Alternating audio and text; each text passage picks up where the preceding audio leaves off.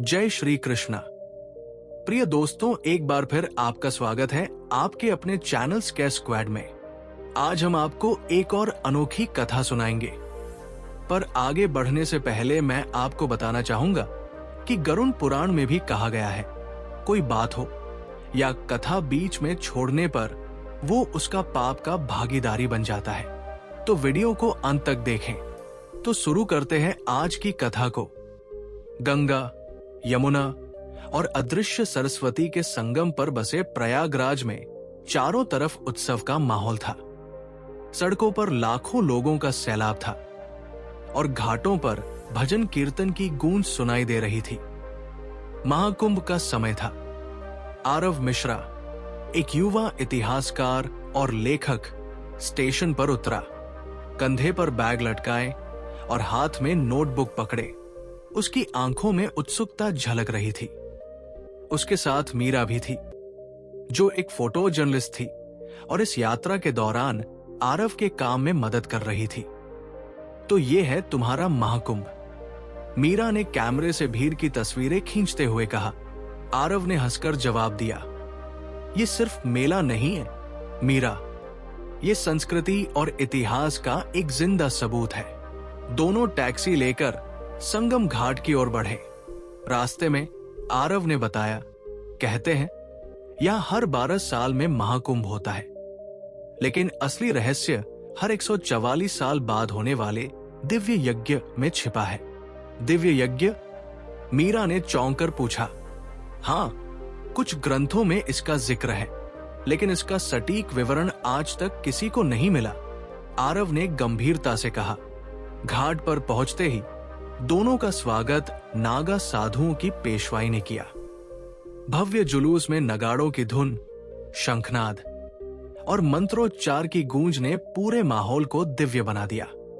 सफेद भस्म से लिपटे नागा साधु हाथों में त्रिशूल लिए आकाश की ओर देखते हुए चल रहे थे। इसी भीड़ के बीच आरव की नजर एक साधु पर पड़ी।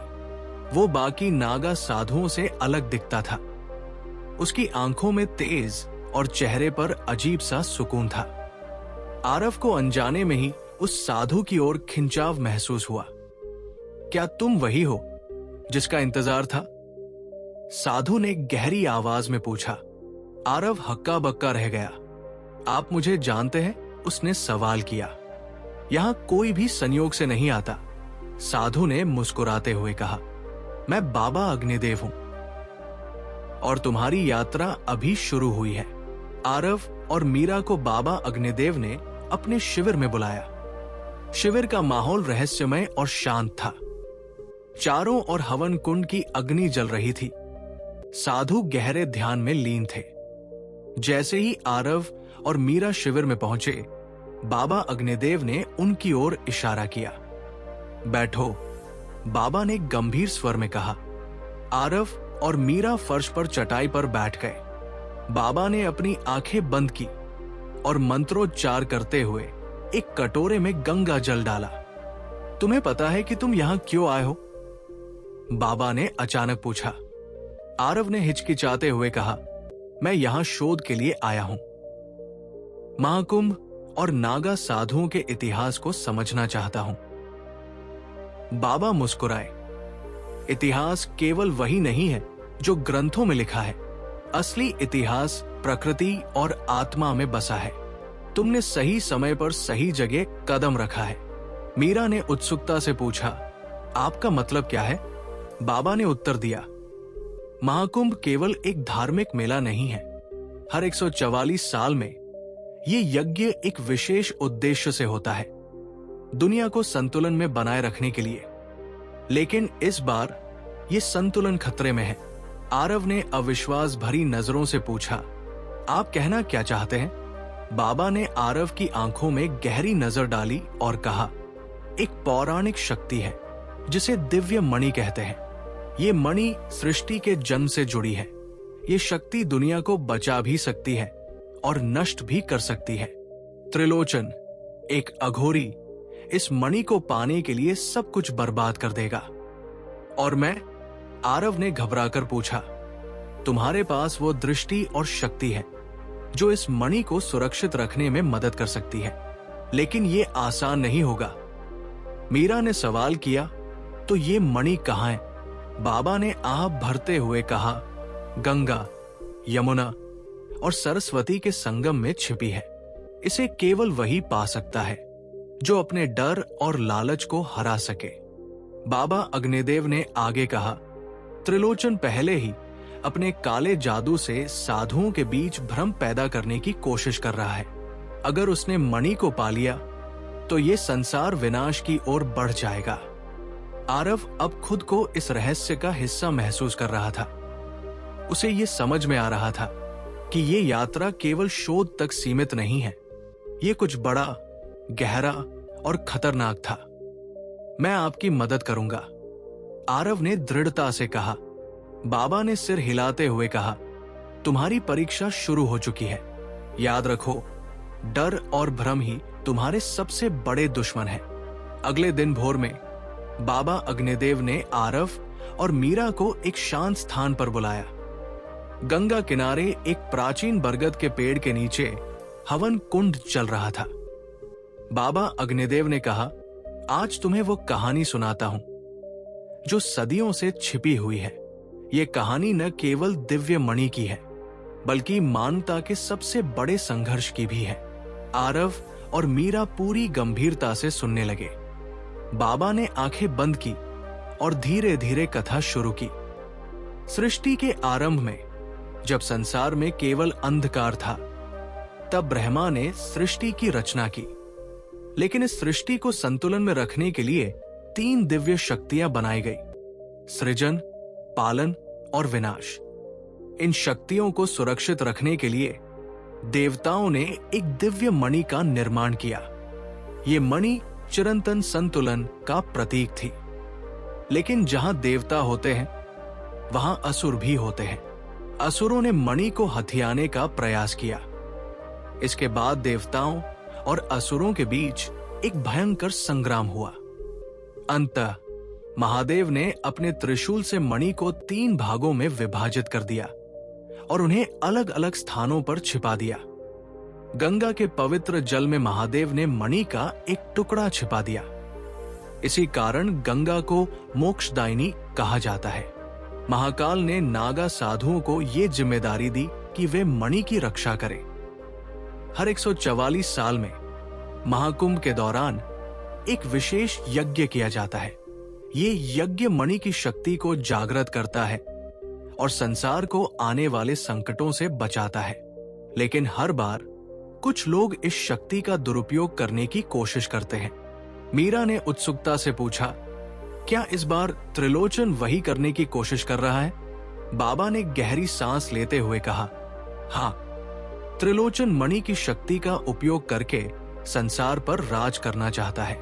लेकिन वो नहीं जानता कि इस शक्ति का सही उपयोग केवल वही कर सकता है जो अपने अहंकार और लोभ से मुक्त हो। आरव ने गंभीरता से कहा, लेकिन मैं इसमें क्या कर सकता हूं? मैं तो एक लेखक हूं, कोई योद्धा नहीं। बाबा ने उसकी ओर देखते हुए कहा, तुम्हारा मन और विचार ही तुम्हारे हथियार हैं। तुम्हारी यात्रा केवल मणि तक पहुंचने की नहीं है, बल्कि खुद को पहचानने की भी है। बाबा ने आगे कहा, त्रिलोचन अब गंगा के किनारे छुपी उस गुफा की तलाश में है जहां मणि का टुकड़ा छिपा है। हमें उसे रोकना होगा, वरना उसका काला जादू इस शक्ति को विनाशकारी बना देगा। मीरा ने दृढ़ता से कहा, तो हमें तुरंत कुछ करना होगा। बाबा मुस्कुराए, तैयारी शुरू करो। ये यात्रा कठिन और खतरनाक होगी, पर याद रखो, विश्वास ही तुम्हारी सबसे बड़ी ताकत है। रोमांचक मोड़ लेगी। आरव और मीरा गुफा की ओर बढ़ेंगे और त्रिलोचन के काले जादू का सामना करेंगे। क्या आप इसे जारी रखना चाहेंगे? बाबा अग्निदेव के शब्दों ने आरव और मीरा को एक नए दृष्टिकोण से सोचने पर मजबूर कर दिया था। अब उनका उद्देश्य केवल मणि तक पहुंचने का नहीं था, बल्कि त्रिलोचन की साजिश को नाकाम करना भी था। अगले कुछ दिनों में आरव और मीरा गंगा के किनारे की गुफाओं का अन्वेषण करते रहे। बाबा अग्निदेव ने उन्हें एक पुरानी पांडुलिपि दी थी जिसमें गुफा की दिशा और मणि तक पहुंचने का रास्ता था। यह पांडुलिपि किसी रहस्यमयी भाषा में लिखी थी, लेकिन बाबा ने इसके अर्थ समझाए थे। जैसे जैसे वे गंगा के करीब पहुंचे, आसपास के वातावरण में अजीब सी शांति थी, लेकिन इस शांति में कुछ छिपा हुआ था। गुफा के पास पहुंचते ही उन्हें एक असामान्य हलचल का एहसास हुआ। कुछ तो गलत है, मीरा ने चिंतित होते हुए कहा। आरव ने गहरी सांस ली। हाँ, ऐसा लगता है जैसे त्रिलोचन पहले ही यहां पहुंच चुका है। गुफा के भीतर प्रवेश करते ही उनके चारों ओर अजीब सी आवाजें और कंपन महसूस होने लगी। अचानक अंधेरे में से एक कटा हुआ आवाज गूंजी। तुम लोग मुझे रोक नहीं सकते। ये त्रिलोचन की आवाज थी। वो गुफा के भीतर छुपा हुआ था। उसकी आंखों में काले जादू की गहरी चमक थी और उसकी हंसी जैसे गुफा के दीवारों में गूंज रही थी। तुमने ये गुफा ढूंढ निकाली, लेकिन तुम्हारी यात्रा यहीं समाप्त होती है, त्रिलोचन ने कहा। उसकी आवाज में जहर था। मैंने पहले ही इस गुफा में काले जादू से एक तंत्र स्थापित किया है जो तुम्हारी सभी कोशिशों को विफल कर देगा। आरव और मीरा ने एक दूसरे को देखा। अब उन्हें यह समझ में आ गया था कि त्रिलोचन ने गुफा के भीतर कोई जादू और अंधकार का तंत्र रच लिया था। उन्हें उसे हर हाल में नष्ट करना था। बाबा अग्निदेव ने हमें इस तंत्र को तोड़ने के लिए तैयार किया है, आरव ने कहा। हमें केवल विश्वास और संयम की आवश्यकता है। मीरा ने कहा, हमेशा की तरह तुम्हारी बातें कुछ समझ में आती है, लेकिन ये जादू कुछ और ही है। आरव ने पांडुलिपि से एक विशेष मंत्र पढ़ा जिसे बाबा ने उन्हें बताया था। जैसे ही वो मंत्र उच्चारित किया, गुफा में एक चमकने वाली रोशनी फैल गई और त्रिलोचन के जादू का प्रभाव धीरे धीरे कमजोर होने लगा। लेकिन त्रिलोचन ने तुरंत एक और अंधेरे तंत्र को सक्रिय किया। तुम लोग इसे नहीं समझ पाए, त्रिलोचन ने गुस्से में आकर चिल्लाया। इस बार मैं तुम्हें पूरी तरह से नष्ट कर दूंगा। लेकिन आरव और मीरा ने उसकी चुनौती को पूरी तरह से नकारते हुए बाबा की शिक्षा का पालन किया। उन्होंने गुफा के चारों कोनों में मंत्रोच्चारण किया और जैसे ही आखिरी शब्द का उच्चारण हुआ, त्रिलोचन का काले जादू का तंत्र टूट गया। गुफा में एक भयंकर हलचल हुई और त्रिलोचन चिल्लाता हुआ गंगा के पानी में समा गया। उसकी शक्तियों का प्रभाव खत्म हो गया। गुफा में फिर से शांति छा गई। हमने उसे हरा दिया, मीरा ने राहत की सांस लेते हुए कहा। आरव ने गंभीरता से कहा, यह सिर्फ एक जीत नहीं थी मीरा, ये महाकुंभ के यज्ञ के महत्व की रक्षा थी। अब हमें मणि की खोज पूरी करनी होगी और बाबा की आज्ञा का पालन करना होगा। अब कहानी एक रोमांचक मोड़ पर है। आरव और मीरा की यात्रा अब और भी खतरनाक हो सकती है, क्योंकि वे दिव्य मणि के पास पहुंचने की कोशिश कर रहे हैं। अगले अध्याय में हम देखेंगे कि वे कैसे अंतिम संघर्ष की ओर बढ़ते हैं। क्या आप इसे जारी रखना चाहेंगे? गंगा के किनारे की गुफा से बाहर निकलते हुए आरव और मीरा को यह महसूस हुआ कि अब उनका सामना केवल त्रिलोचन से नहीं, बल्कि एक और बड़ी चुनौती से था, दिव्य मणि की तलाश। गंगा के शांत जल में सूर्य की किरणें जैसे उस रहस्यमयी मणि के अस्तित्व को छुपाने की कोशिश कर रही थी। बाबा अग्निदेव की बातों को ध्यान में रखते हुए दोनों ने यह तय किया कि वे त्रिवेणी संगम के पास स्थित प्राचीन मंदिरों और गुफाओं में खोज करेंगे। तुम्हें याद है, बाबा ने कहा था कि मणि त्रिवेणी संगम के पास कहीं छिपी है। मीरा ने आरव से कहा, जी हां, लेकिन यह आसान नहीं होगा। यह सिर्फ एक मणि नहीं है, ये एक शक्ति है जो संसार का संतुलन बनाए रख सकती है। हमें बहुत सोच समझकर कदम बढ़ाने होंगे, आरव ने गंभीरता से कहा। दोनों ने संगम की ओर यात्रा शुरू की, जहां घाटों के पास प्राचीन मंदिर और गुफाएं थी जो सदियों पुरानी थी। हर कदम पर आरव और मीरा ने पांडुलिपि के संकेतों का पालन किया, जो गुफाओं और मंदिरों की ओर इशारा करते थे। एक पुराने मंदिर में, जो गंगा के एक शांत कोने में स्थित था, उन्हें एक दीवार पर विचित्र चित्रकारी मिली। ये चित्र महाकुंभ और दिव्य यज्ञ के बारे में थे। वहां एक विशेष संकेत था, जो दिव्य मणि तक पहुंचने का रास्ता बता रहा था। यहां कुछ छिपा हुआ है। मीरा ने दीवार पर बने चित्रों को ध्यान से देखा। ये मणि के स्थान की ओर इशारा कर रहा है। आरव ने पांडुलिपि को खोलते हुए कहा, हाँ, ये वही स्थान है। हमें यहां से गुफा तक जाना होगा, जो संगम के पास है। जैसे जैसे वे संगम के और करीब पहुंचे, गंगा के पानी में अचानक एक अजीब सी हलचल हुई। ये कोई सामान्य घटना नहीं थी। पानी में हलचल होने के बाद एक पुरानी गुफा के द्वार से धुआं निकलने लगा। ये क्या हो रहा है? मीरा ने चौंकते हुए पूछा। काले जादू का असर अभी भी खत्म नहीं हुआ है, आरव ने कहा। त्रिलोचन के बाद भी उसकी शक्ति कहीं न कहीं बची हुई है। हमें सावधान रहना होगा। आखिरकार दोनों गुफा के भीतर पहुंचे। गुफा का माहौल अजीब था, जैसे हर दीवार में सदियों पुरानी कहानियां समाई हों। गुफा में एक छोटी सी दीपमालिका जल रही थी, जो गुफा के एक कोने में रखी एक पुरानी वेदी की ओर इशारा कर रही थी। ये वही जगह है, आरव ने कहा। मणि यही कहीं छिपी है। आरव और मीरा जैसे ही वेदी के पास पहुंचे, अचानक गुफा की दीवारों से एक तेज आवाज आई, जैसे कोई जंजीर खींची जा रही हो। गुफा की दीवारें हिलने लगी और एक भयंकर अंधकार ने उन्हें घेर लिया। आरव और मीरा के सामने एक दृश्य उभरा। एक विशाल आकार में त्रिलोचन का कटा हुआ चेहरा, जो जैसे गुफा की दीवार से बाहर निकल रहा था। उसकी आंखों में आग की लपटें थी और वो चिल्लाया, तुम नहीं बच सकते, मणि मेरी होगी।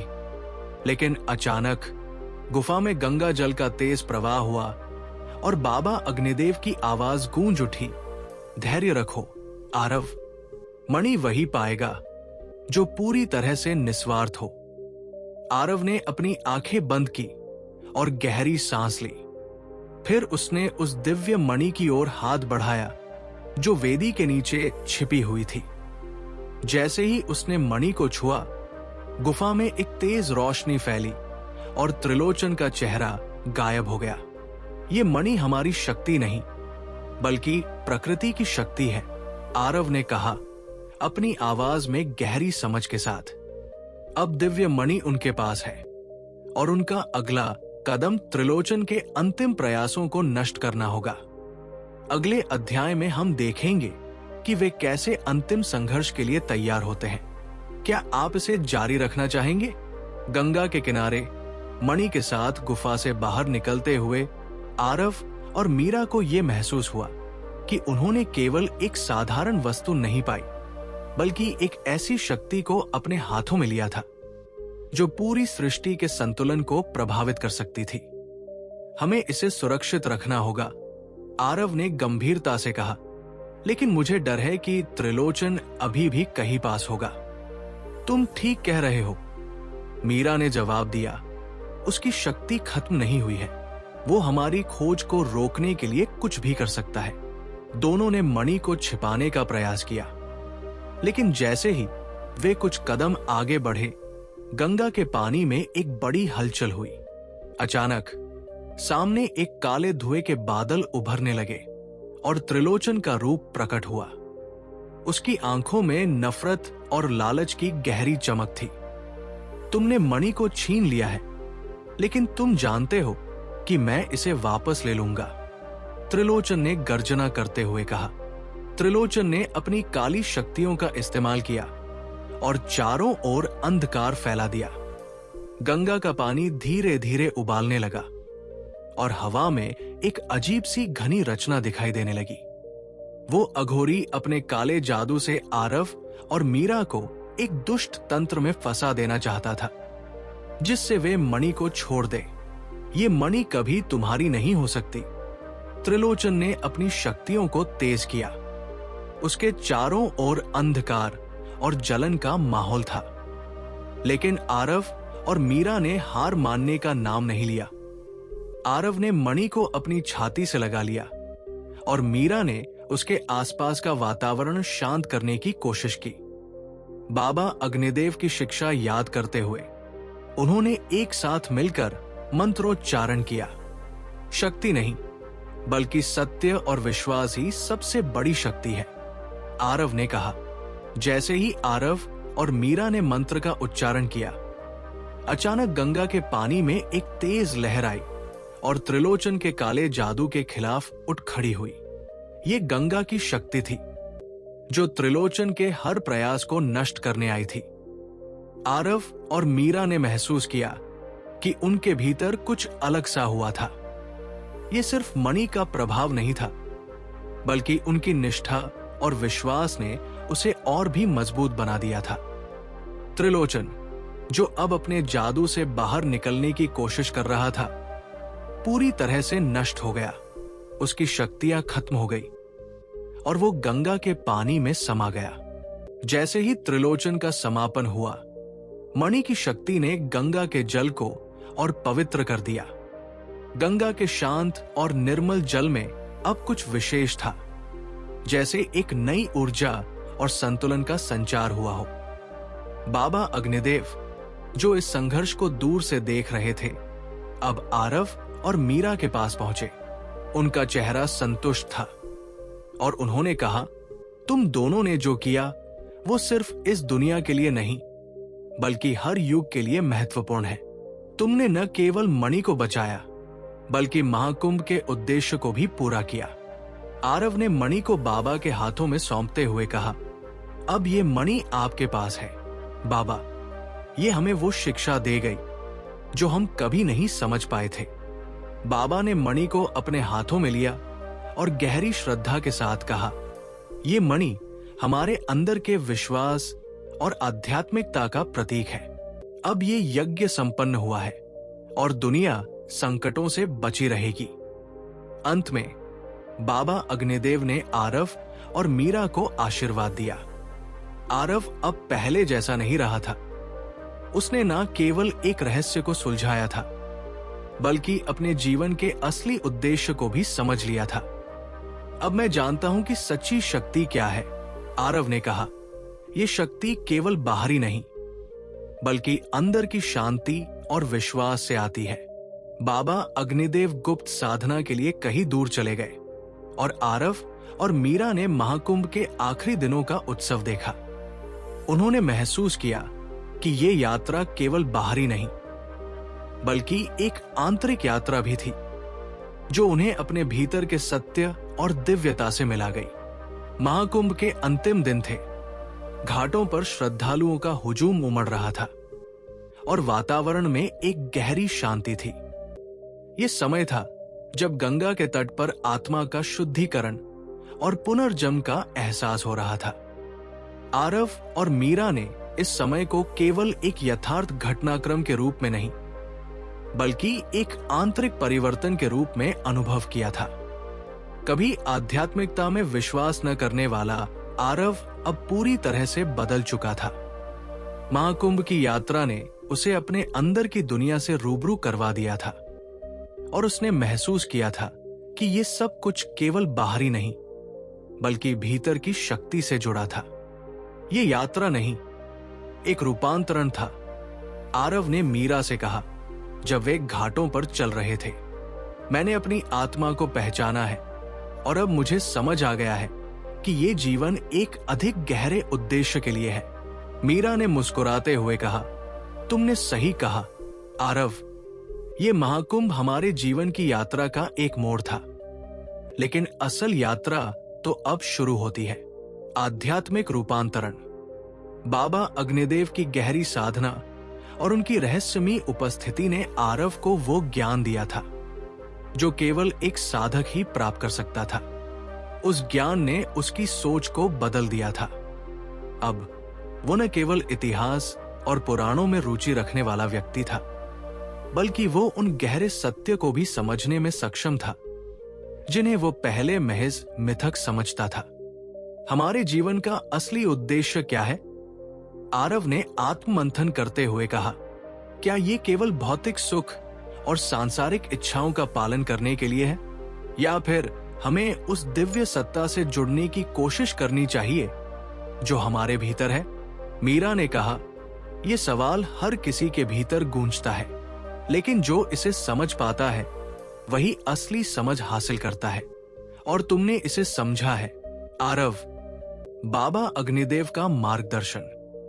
कुछ दिनों बाद जब महाकुंभ का आयोजन समाप्त हो गया, बाबा अग्निदेव ने आरव और मीरा को एक आखिरी बार मिलने के लिए बुलाया। वे नदी के किनारे एक छाव में बैठे थे, जहां से गंगा का पानी शांति से बह रहा था। बाबा के चेहरे पर एक संतुष्टि का भाव था। तुम दोनों ने जो किया वो एक बड़ी सफलता नहीं, बल्कि एक महान कार्य था, बाबा ने कहा। तुमने न केवल मणि को बचाया, बल्कि इस यज्ञ के माध्यम से उस दिव्य शक्ति को पुनः स्थापित किया जो सृष्टि के संतुलन को बनाए रखती है। आरव ने सिर झुकाकर कहा, बाबा, इस यात्रा ने मुझे सच्चे आत्मज्ञान की दिशा दिखाई है। अब मुझे ये समझ आया है कि जीवन का असली उद्देश्य बाहरी वस्तुओं में नहीं, बल्कि हमारे भीतर की शांति में है। बाबा अग्निदेव ने धीरे से मुस्कुराया, तुमने सही पहचाना बेटा। आत्मज्ञान एक यात्रा है जिसका कोई अंत नहीं होता, लेकिन इस यात्रा के हर कदम पर तुम सच्चे और दिव्य हो जाते हो। अब तुम्हारा समय आ गया है आरव, बाबा ने कहा। तुम्हें अब इस ज्ञान को फैलाना होगा ताकि और लोग इसे समझ सके। नया आरंभ। आरव और मीरा ने महाकुंभ के आयोजन स्थल को अंतिम बार देखा। यह स्थल अब एक साधारण मेले से कहीं अधिक था। यहां जो कुछ हुआ वो न केवल एक ऐतिहासिक घटना थी, बल्कि एक गहरे आध्यात्मिक अनुभव का हिस्सा थी। आरव ने अपने भीतर की शक्ति और सत्य को पहचाना था, और अब उसका उद्देश्य था इस ज्ञान को हर व्यक्ति तक पहुंचाना। वो जानता था कि हर व्यक्ति में वह दिव्यता छुपी हुई है जिसे केवल समझने और जागृत करने की आवश्यकता है। मीरा ने उसकी ओर देखा और मुस्कुराई, तुमने जो यात्रा शुरू की थी वो पूरी हो गई है। अब तुम्हें दुनिया को दिखाना है कि असली शक्ति क्या होती है। आरव ने गंगा की ओर देखा। उसके शांत जल में एक नई उम्मीद और दिशा महसूस हो रही थी। वो जानता था कि ये यात्रा समाप्त नहीं हुई थी, बल्कि एक नई शुरुआत थी। एक ऐसी शुरुआत जो सच्चे ज्ञान, विश्वास और आत्मज्ञान की ओर ले जाती थी। कहानी यहीं समाप्त होती है, लेकिन इसका संदेश हमेशा के लिए जीवित रहेगा। आध्यात्मिकता केवल एक विश्वास नहीं, बल्कि जीवन का सच है। धन्यवाद।